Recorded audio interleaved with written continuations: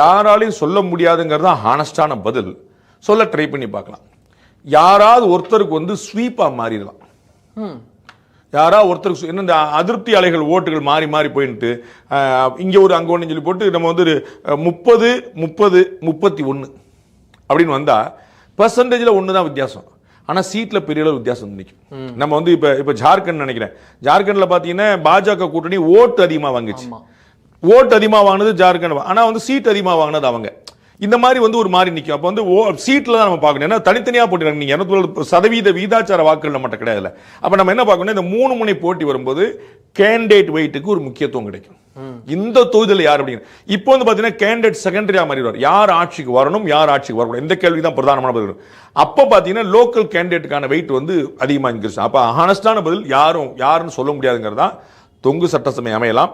அநேகமாக ஒரு பக்கம் ஒரு ஸ்வீப் அடிச்சுட்டு போயிடலாம். நம்ம வந்து இப்ப ரீசெண்டா பீகார்ல பார்த்த மாதிரி இடையில ஒருத்தருக்கு வந்து பிரசாந்த் கிஷோர் பாண்டே வந்து ஓட்ட பழக்கும் போது அது ஒரு பக்கம் நிம்மதியா தெளிவா போயிருச்சு.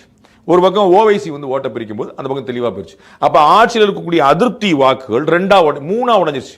சொன்னா 2 வச்சுக்கோங்களேன். ஒரு பக்கம் ஆர்ஜேடி கூட்டணி கொஞ்சம் கொஞ்சம் இவங்க பிரிச்சுக்கிட்டாங்க. அப்ப வந்து சால்டா வந்து எதிர்ப்போட்டுகள் 3 பிரியும் போது இவங்களுக்கு வந்து உத்தரவாதம் ஸ்வீப்பா வந்துருச்சு.